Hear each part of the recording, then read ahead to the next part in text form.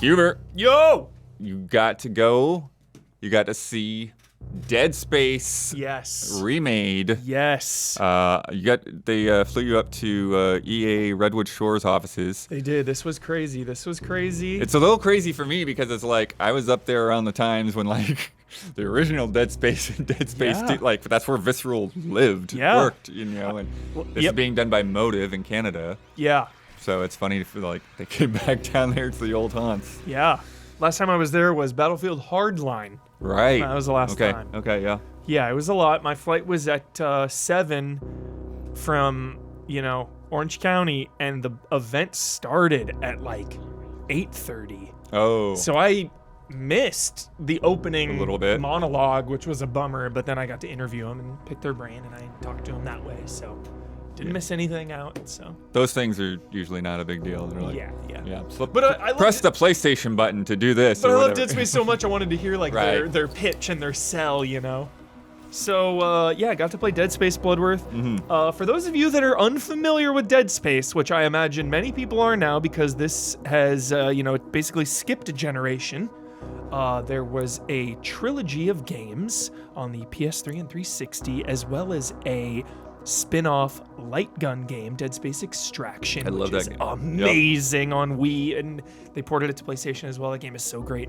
There were also a couple anime movies and the comic books, all of which I have seen, read, and played. I loved this franchise.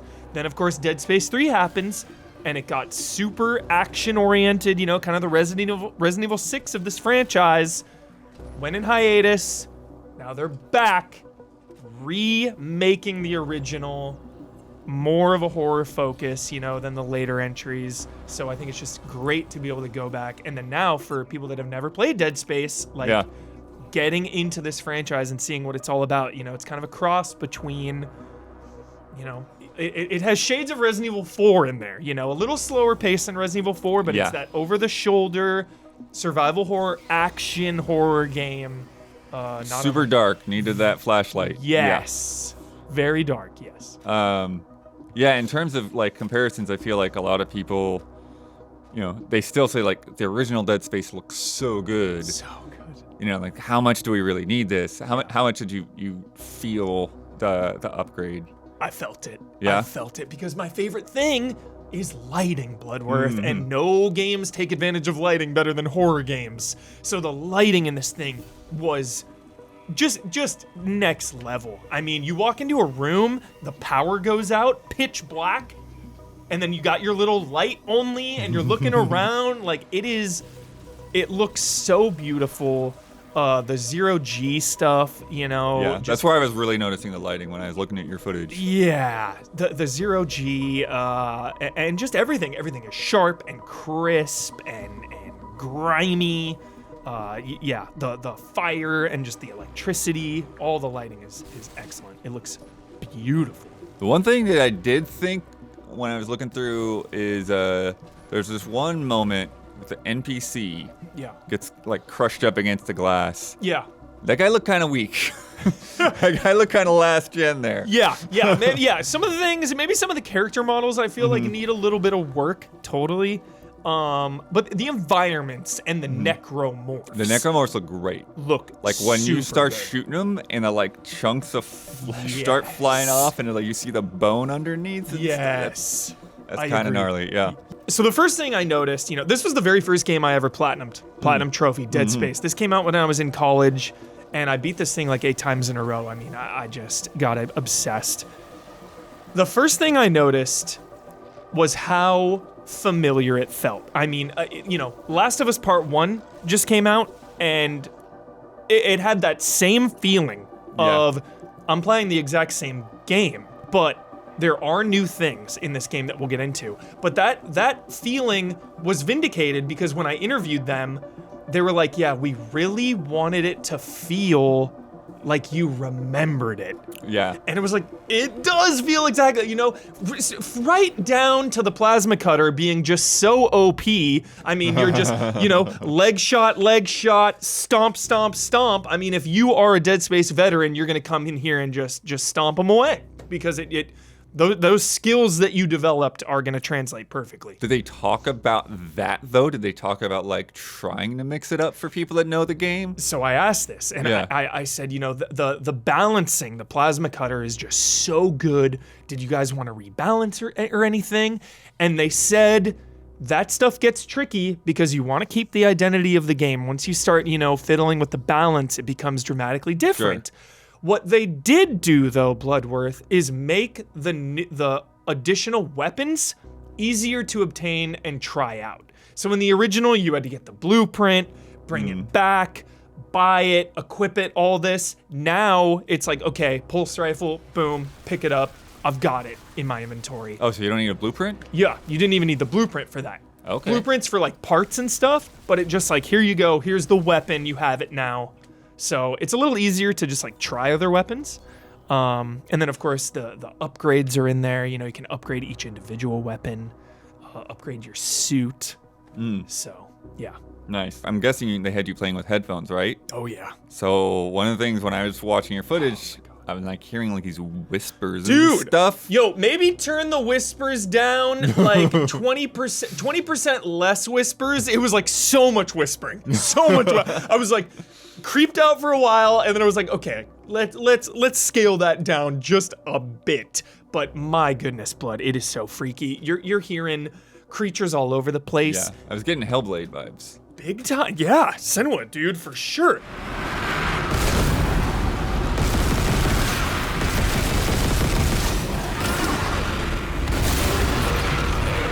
Blood, another thing, it's so amazing. So, sometimes in survival horror games, you will eliminate the enemies, okay? And it's like, okay, room's clear, we're good. Kill the enemies, we're fine now. They talked about, because I was asking them about this, because things just, I kept freaking out. It's like, where did this thing come from? They talked about behind the scenes, and I don't know the name they gave for it, but it was like basically this scare meter that it was just like this randomized, but it also can like read your situations that you're in to try to keep you off balance. So if there hasn't been a creature in a while, like it'll throw one in there. Or if you're kind of like backtracking or lingering around, it'll be like, okay, time to ramp it up. Let's get some more monsters in here. So you can like reload the same encounter and it would feel like slightly different sometimes. Okay. So another thing I loved, Blood, some new puzzles. Oh. Some new puzzle mechanics here, talking about like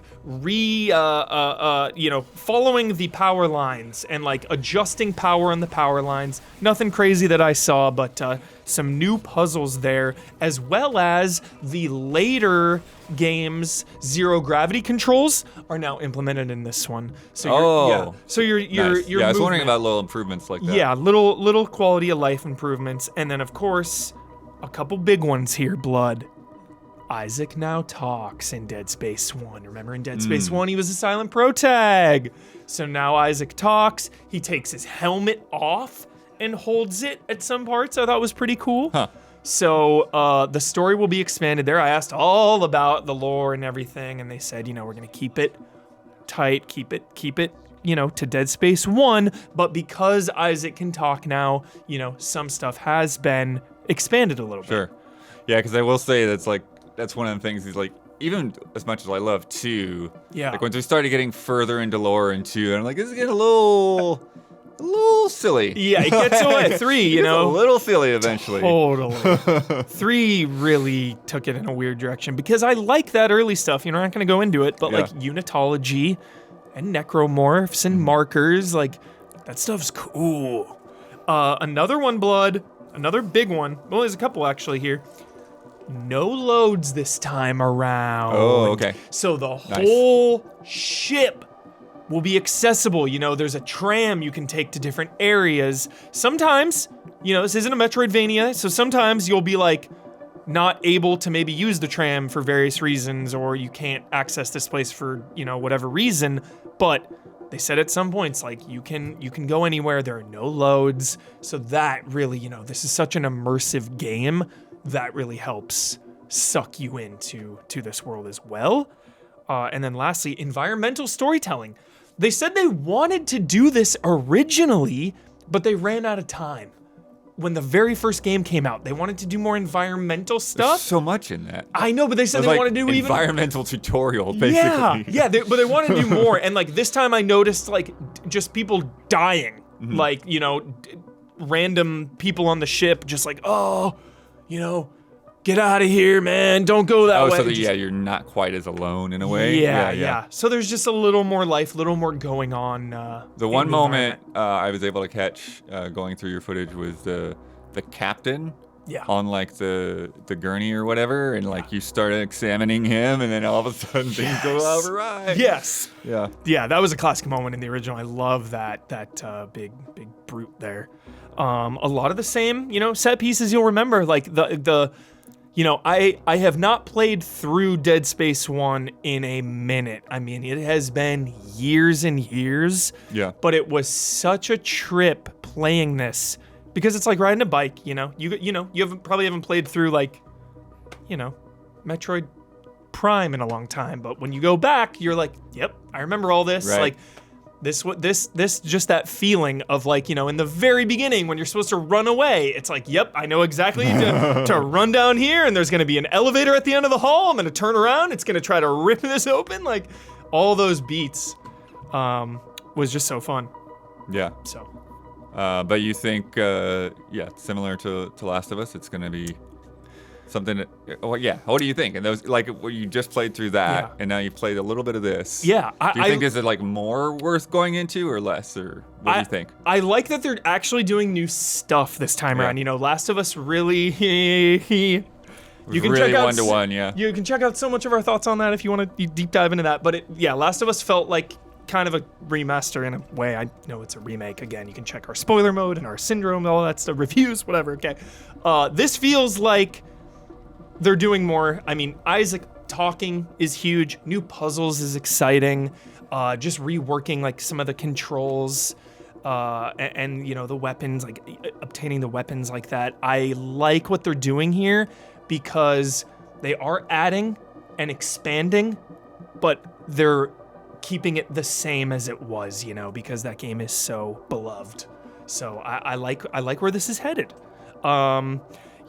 Callisto Protocol's coming out. The creator of Dead Space and a lot of the top people that worked and created Dead Space are now on Callisto Protocol. So there's that question of like, well, right.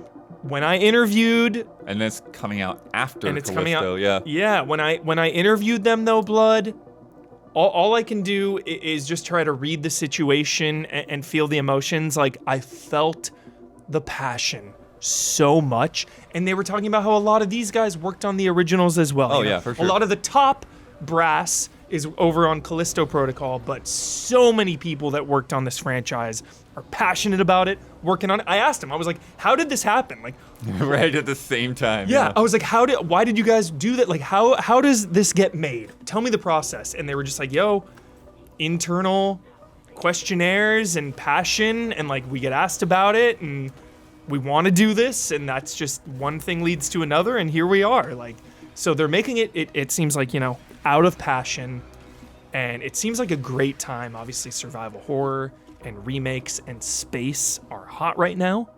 It skipped a generation, so many people have never played this franchise. I even asked him, I was like, for anyone who's never played Dead Space, should they go back and play the original or wait? And he paused for a while. It took him a minute.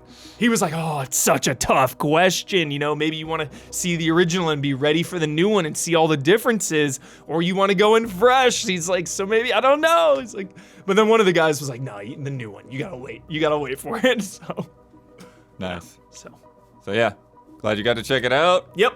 Hopefully we will see more soon. Yes, Dead Space.